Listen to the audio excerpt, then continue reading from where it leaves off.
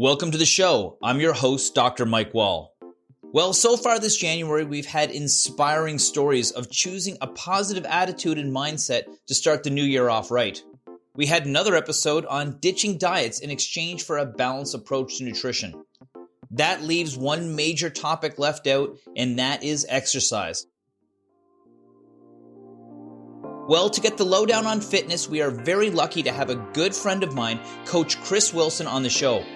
He'll share tips on how to find the right resources for exercise, and most importantly, how we should exercise no matter what our age. Now, I've known Chris for over 20 years as we both began our careers in personal training in the States. Since that time, he's gone on to become one of the most influential online fitness experts in the world. Him and the team at Critical Bench have over 750,000 subscribers on their YouTube channel, where they recently surpassed an unbelievable 100 million views of their content. He's dedicated his life to helping others understand the often complex world of fitness, and today we have him all to ourselves. Let's check it out. Hey Chris, welcome to the show. Hello there, Mike. Nice to see you. It's good to see you. It's been a long time, almost 20 years, I'd say.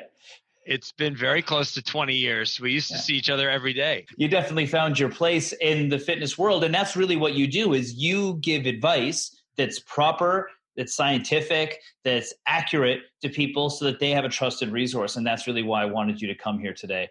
When you first started the industry, it was much different than it is now. How has the fitness industry space changed in your career?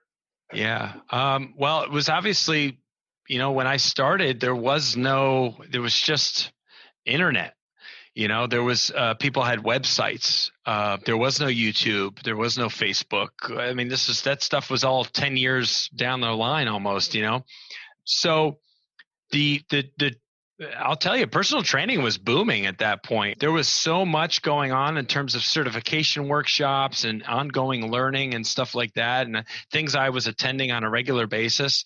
Even when we were at Body Tuning, right? We used to go to these things together sometimes, and there was so much out there.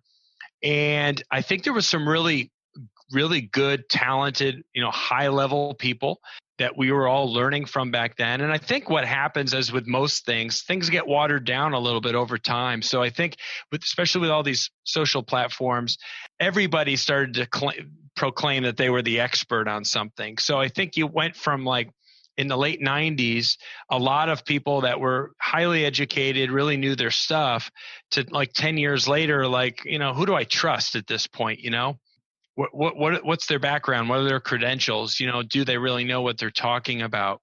I think the biggest change, Mike, is that we went from a fairly small group of people early on that had the ability to have a platform to everybody has a platform. And so it's just, I think it's very confusing because everyone says that their method of training is the best. So the beginner level person who's looking for answers doesn't really know, like, who to believe. Right. And it gets very confusing. Well, that's the thing. I think that also it's based on experience for you. So it's not just your passion, but you have worked with a variety of populations. You have anything from high-level athletes to senior citizens to whatever. And that's what we're going to talk about today, is that broad spectrum, because I think that you've been working long enough to know what works, what doesn't work, how people don't get hurt, how do they do it safely, how do they do it effectively. And besides just being motivating as a person, you get results. And when you get results, that keeps people coming back more than anything. So I think that's really important. If somebody is going to start out, first thing they should probably do is find somebody that they can trust. Okay. So we're going to cover a lot in this hour, but it won't be enough to be able to get them up to their high level of health literacy. What should somebody look for in somebody to help them? Yeah. I mean, obviously, I honestly think it's, who did they learn from, or what was the governing body that they, was it, they went and did a weekend seminar and they got their degree, they got their certification, or has this been like more of a lifelong journey for them? Were they athletes in their younger years? And typically, I would say a lot of the people in this line of work come from some type of, like, athletic background, which is what kind of got them into human performance, got them interested in it. I guess just exposing yourself to on a regular basis is what was the mechanism that really got them going? Was it like, oh, this is like a way to make money, or this person genuinely absolutely loves movement? And they are probably spending a lot of their free time doing and reading about this themselves, or this is just a punching of the clock. Like, let me just get in, get out, and they don't really make this part of their life. Right. And that comes across in their attitudes and everything else. I mean, I remember my first job, I got into training because I got hired on at the gym because I was playing sports in university, and ended up having to check shoe tags because the membership had to have a little stupid shoe tag on their shoe. Yes, so I was sitting there, I was bored out of my mind. So I got up and started training people, and I learned that way. And so I did it for free, did it on my own, but that's kind of how it works. Right. And then you want to learn more. So like you going over and working with Ben and all those things. If somebody's going to start out, there are certain things they need to have, like certain definitions of things like variables in exercise, things like sets and reps. Can you walk us through what are the things people should pay attention to instead of just doing a certain exercise? Like, how do they do it and use the variables properly? Yeah, I mean, it's a great question because there's a lot of different ways to get to an end result. There's if you take a bodybuilder, for example, you could pick 10 different bodybuilders, and all of them, when they're on stage, look amazing side by side, but their path to get to that point was very different. And I think that's the same for a lot of people when it comes to the sets and the reps and the duration and all these, the frequency and stuff. It depends on, what you're doing, your method of training specifically. Like, are you the type of person that likes a lot of calisthenics and body weight type routines? Are you somebody that likes to push a little more intensely, maybe with barbell training or dumbbells? So I think first you got to kind of, or you're the person that likes to mix it up. And that's where I am at my stage. I'm in my middle 40s. I like a little bit of everything. I like to try and move with body weight. I like to move with barbells and dumbbells. I like to use bands and mini bands and cable and plate loaded equipment. We do turf drills and stuff. And so there's isometrics. There's so many different forms of activity, and you can really make one workout so different. One barbell workout could be so different from another barbell workout depending on, the type of lifts that you're doing. And again, what's how many sets are you doing? Are you working with heavy loads with low repetition, or light loads with high repetition? Are you doing timed things? Are you playing around with your rest periods, short rests, longer rests? There's so many different things to do, but that's where I think having someone initially, if you are a true beginner, someone that you can work with on a one-on-one, whether that's, just for a few hours, just to get you on the right path. So many people, they read an article. This came up in a recent podcast I did. They read an article or see something on television, and that becomes their thing. Like, that's the fad right now. And so people all dive into it, whether they like it or don't like it. It's just, they see something, it looks interesting, so they go for it.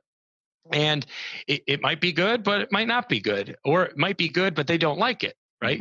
Or it might stink, but they do like, it's just so many different things. People, again, there's a lot of confusion, but I think you have to find a trusted resource and somebody that you can consult with to try and understand, where they can really explain themselves through a particular style of training. It needs to make sense to you, and it needs to be something that you can stick with. Any workout will work for you, I think, if you can stick with it.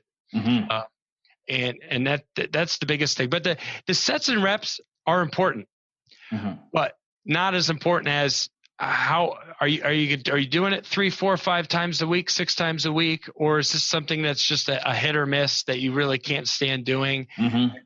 You're not doing a good job of making it part of your life. I've always said in almost all my YouTube videos, if you love it, you'll stick with it. If you can't stand it, it's going to be fleeting. You're going to maybe do it for a couple of weeks, and then poof, you're looking for the next routine. That's the new, trending, whatever. And I don't know. I mean, we could talk all day long. It's hard to get too specific unless I know, like kettlebell training, very different from barbell training, which is very different from suspension training, Yeah. So, but they're all good. I think you said the point though earlier. It's sort of like if my car is damaged and everybody has injuries, for example, they come in, you don't go into a shop and they give you all the tools and say, go ahead and rebuild your vehicle. You'd never do that. You would hire somebody who's an expert to fix the vehicle. And what you're saying, and I'm really glad that you said this and you put it this way, is that everybody's unique.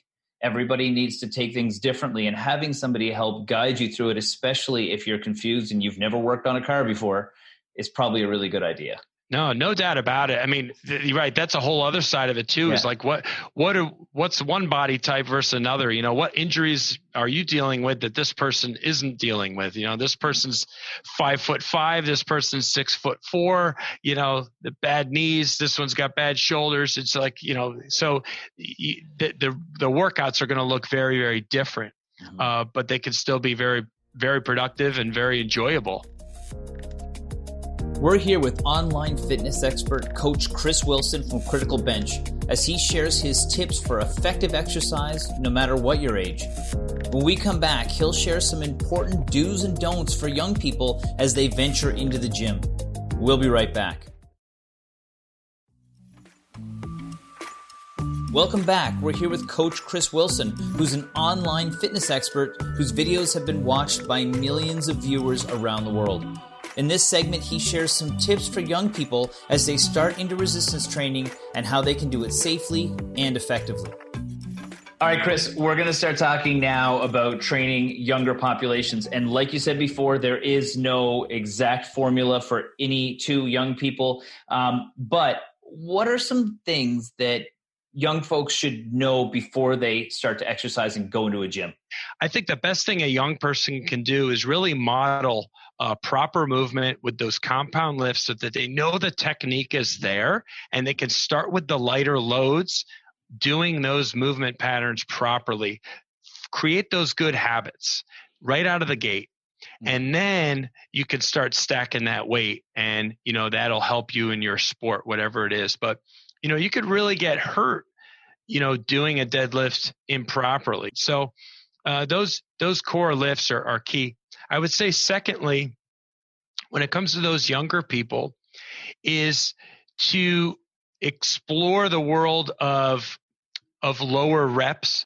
Really, if you're going for strength, you got to work with, a higher percentage of your 1 rep max and lower repetitions. And I really wish someone sat me down at like 20 years old when I was training my butt off in college, and I was strong just kind of by nature. And because I was exercising, I had big brothers. I always wanted to be strong like them. So I was always pretty strong, but how much stronger I would have been had I put more time and energy into like 5x5 training and really, again, owning the technique, really being good, but then also working with those proper poundages and, having a workout parameter that really was going to lead me to strength. Mm-hmm. Because I think I was doing everything for both strength and size, which worked for me to some extent, but I think everything was just far too much volume based for me. I should have done more stuff that was lower rep work with higher weight and working on my explosiveness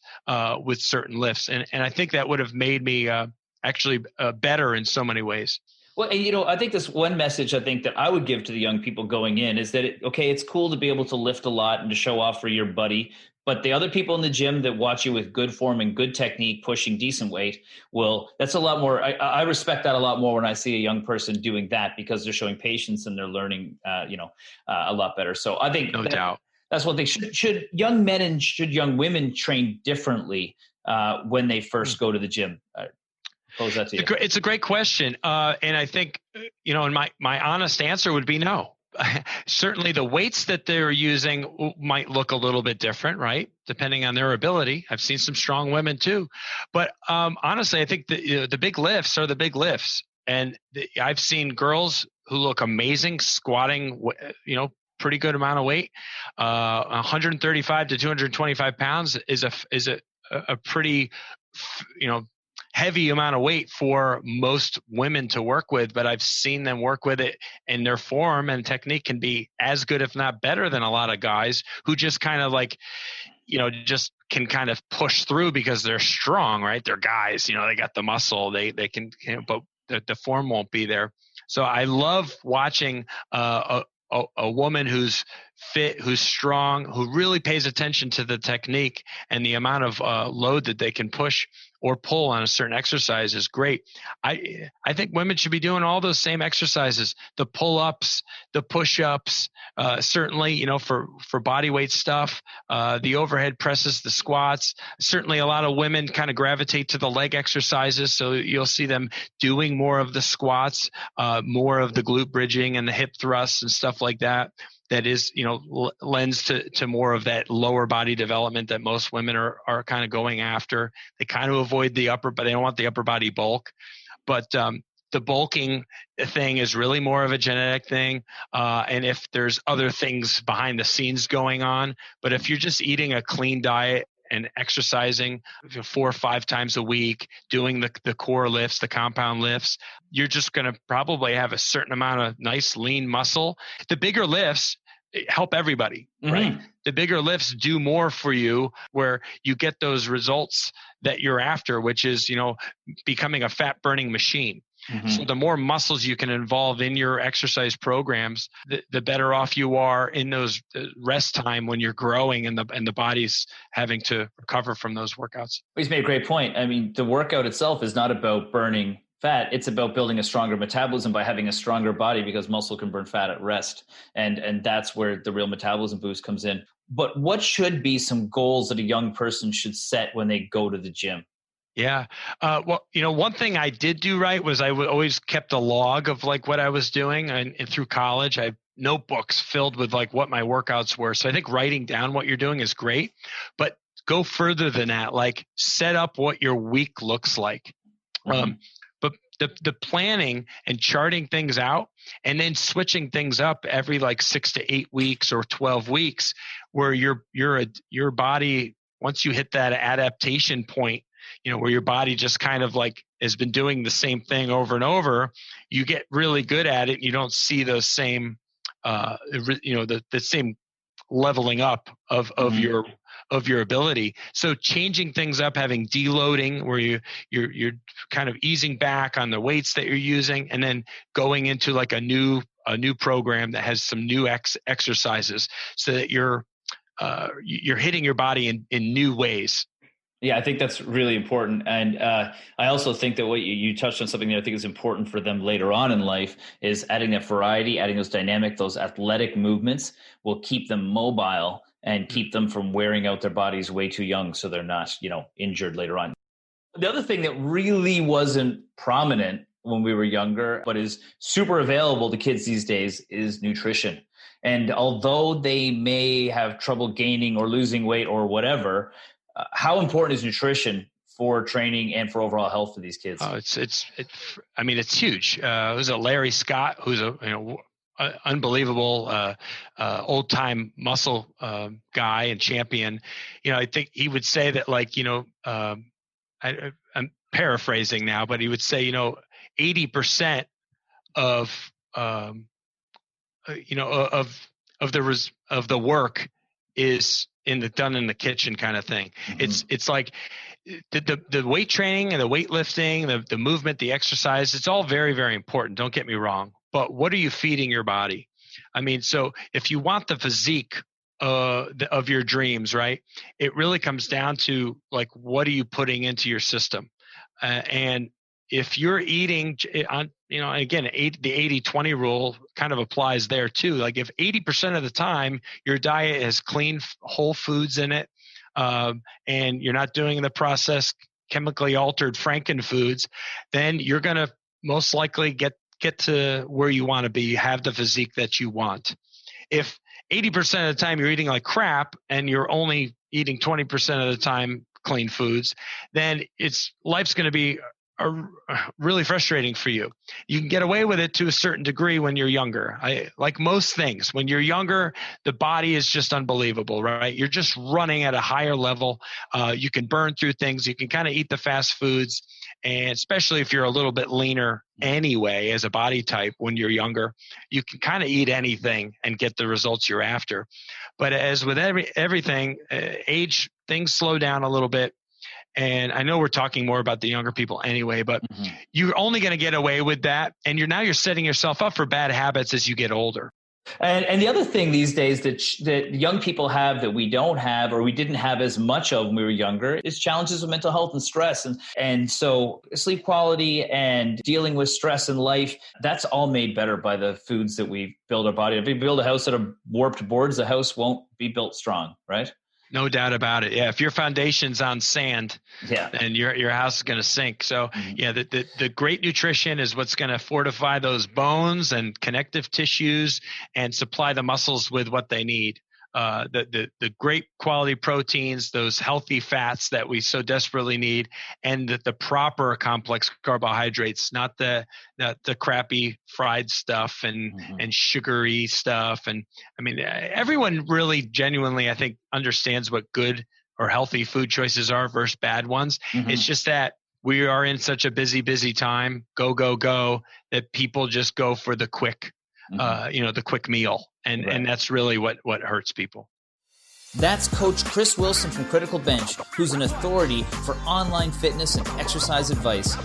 When we come back, he's going to share how we should be approaching training and exercise in our middle years. We'll be right back after this break.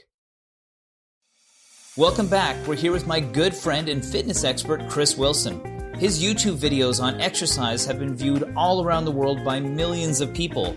One of my favorites is his top 10 moves for those over 40. In this segment, he shares what we need to know as we exercise during midlife. And now let's get to one of the more complicated demographics. At least I'd like to think that, because I'm in that stage right now, and that's people that are reaching middle-aged. And so I'm going to throw everybody in the 35 to 55-year-old category into this bucket. This is me and you. We've got our aches and pains. What should we know if we're continuing to exercise at this age or just starting out for the first time?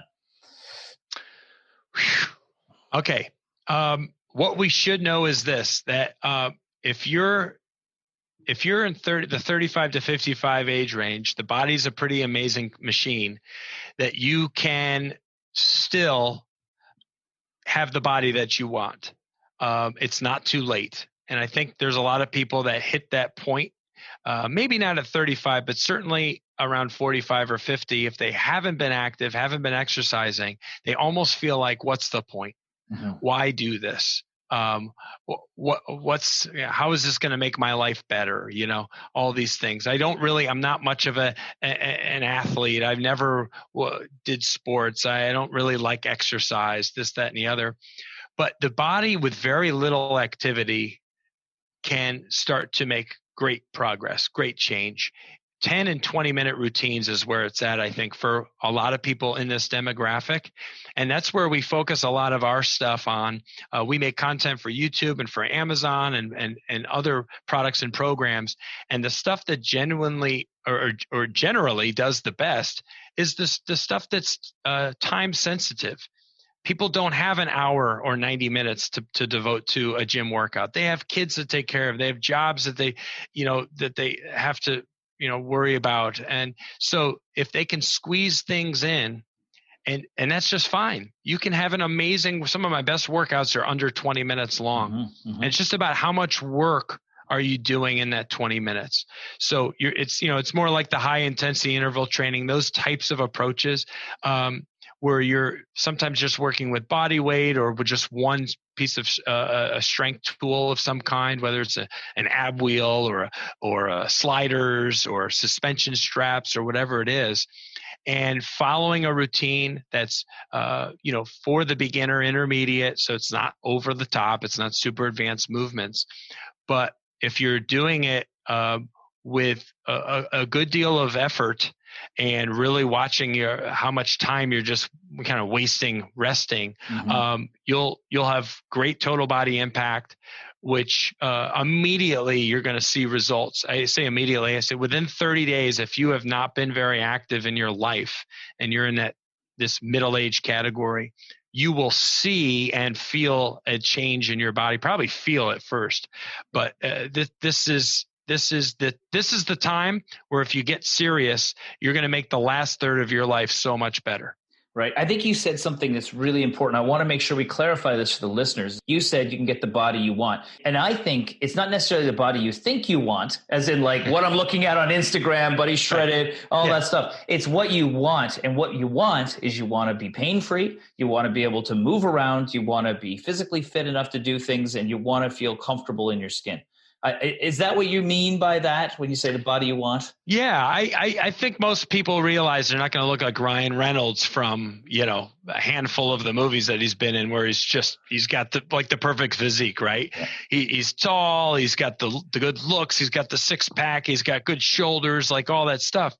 That's just not in the cards for some of us, and I get that. But the dad bod's not a bad body to have either if it's the right kind of dad bod. And I don't mean, a big gut.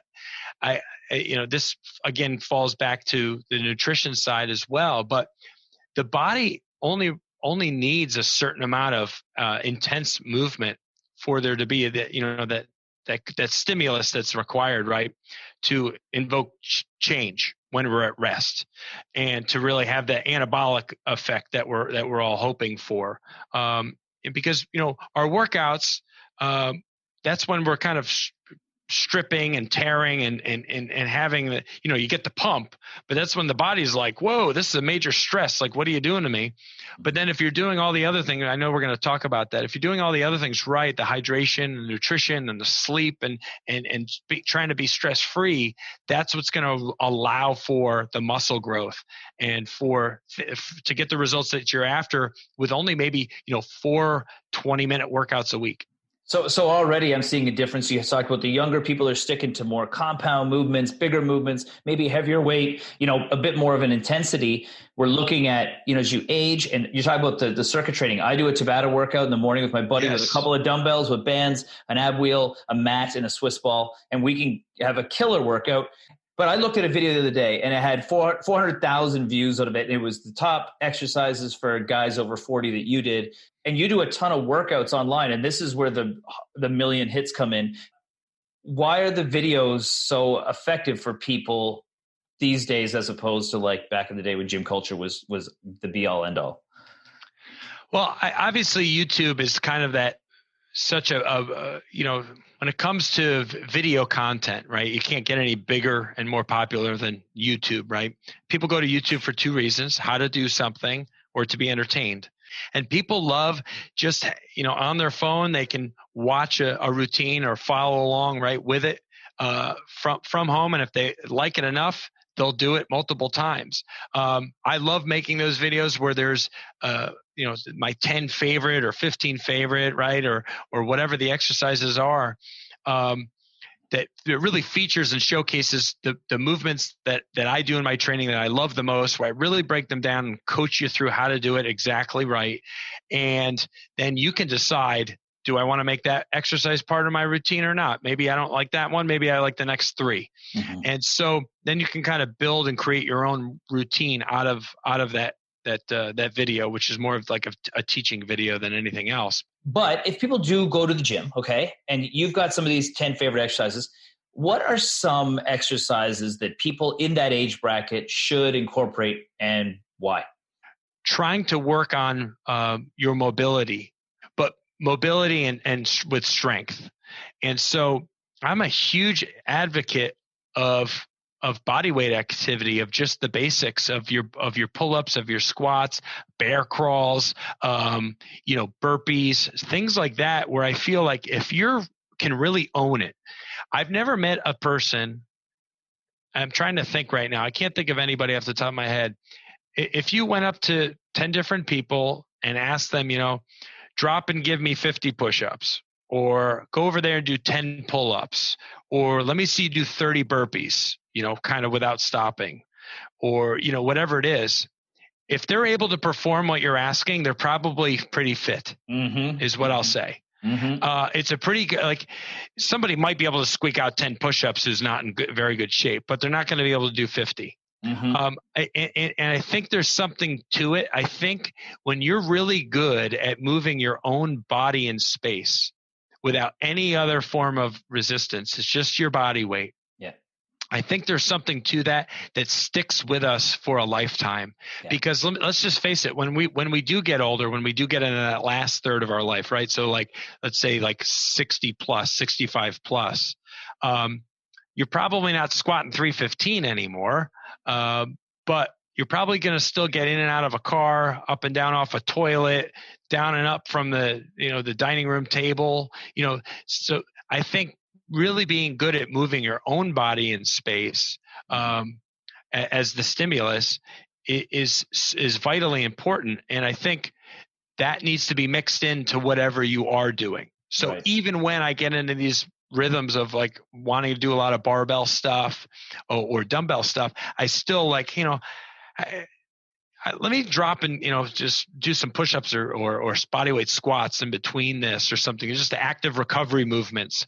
If we're doing certain exercises and are doing them on a regular basis, I think it can provide to us a freedom of movement and independence in our life down the line. So I think no matter your age, young, middle-aged, or older, body weight training, getting on the ground, crawling, bear crawls, rolling and rocking, and anything like that you can do, pull-ups and push-ups and all, handstands, all that stuff is so cool. It's fun, and it's no different than what kids do without even thinking about it. Right. Why are kids so good at movement? I always go back to kids because kids can teach us a lot. Kids play on playgrounds and roll and tumble and do cartwheels and do all this stuff, and they're like indestructible, and they can move in all different directions. But then we stop when we hit 20 at doing all of that.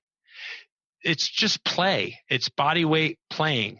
And so if you can make that part of your life forever, you're probably going to hold on to a certain amount of that. And I think that's what's so important. That's Coach Chris Wilson, who's an online fitness expert.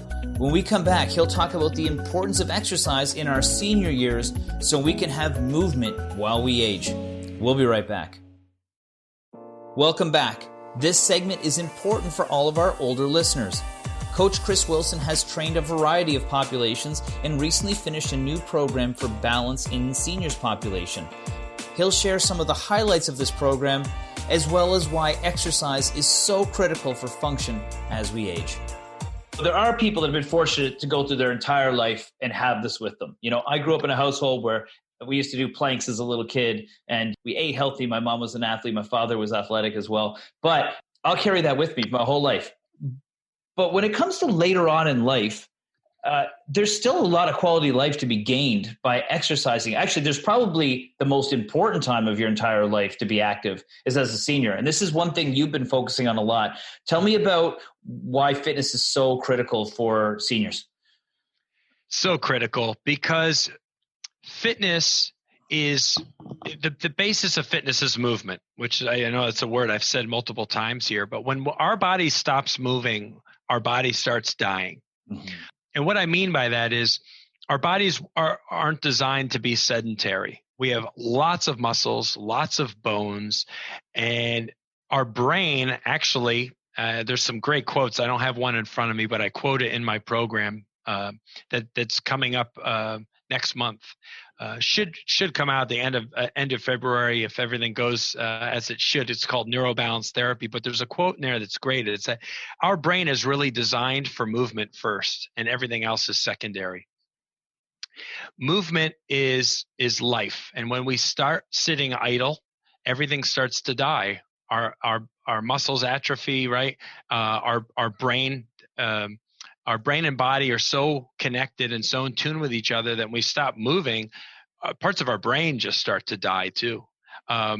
And so the two things are so interconnected that, people, you say, how do you feel? How you feel there? Somebody sitting down, maybe hasn't moved in an hour, and they'll kind of feel how do you feel when you're in a long car ride, right? And all you're doing is just sitting for hours at a time, staring out the road, driving, right? You kind of feel tired and lethargic and you're maybe not in the best of moods. How do you feel after you go out for a 10-minute walk You go outside in the sunshine and just move your body for 10 minutes, and you come back to your desk or whatever you're doing. You just feel reignited, re-energized, ready to go again. Clarity and better focus and all these things. Why? It's just because you moved. You circulated blood. You stimulated things.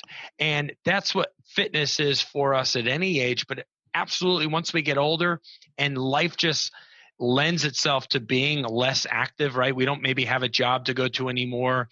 We just kind of find a few odds and ends things to do around the house, but we find ourselves sitting and watching more television and, things like that because, we just, life's less busy. And we got aches and pains and things that built up over the years. And more aches and pains, right? Yeah, People say, ooh, if it hurts, don't do it. Well, yes, to a certain level. If you know you're injuring yourself, then maybe stop that movement and find something else that's more agreeable. But there's going to be a certain level of maybe discomfort or mild pain with certain movement patterns when you reach a certain age. Doesn't mean you should just stop using your body now because that doesn't feel amazing. Your joints don't work at 70 like they did at 17. So you just maybe have to reconfigure how you do things, find, modifications to things, but never stop the moving. The happiest older people I see are the people that are outside holding each other's hands and going for walks or going and playing tennis. And they do that regularly, and life is good for those people. Well, and quite often, as you get older, you're seeing your physician more regularly. So you can ask them and just say, hey, is this safe for me to do this stuff? It feels a little creaky. And they said, of course it feels a little creaky. You've got some arthritis because you were an athlete as a kid and now those joints are worn out. But it doesn't mean you shouldn't do it. So yes, that's a great message, Chris. I think that's really important. One of the things that's really important within their fitness, besides mobility, which we all know that'd be important, but why is balance so critically important for seniors? Yeah, balance, I think, is an area where people they take it for granted their whole life, right? When we get older, a fall could be catastrophic. A fall could lead to death within a year.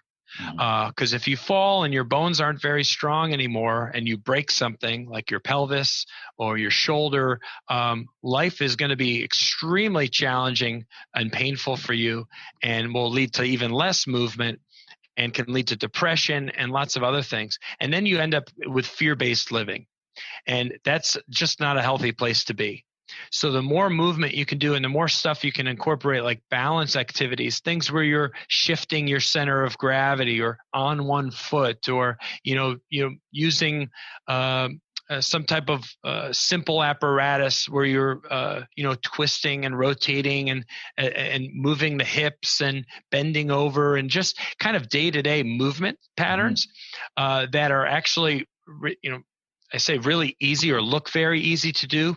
But again, we take things for granted, bending over and picking something up and standing up and kind of having a dizzy feeling. I mean, geez, I've gotten that before and I'm only in my middle 40s, so it's, we don't want anyone to lose their sense of balance or to live in fear because that is what's going to lead to a loss of independence.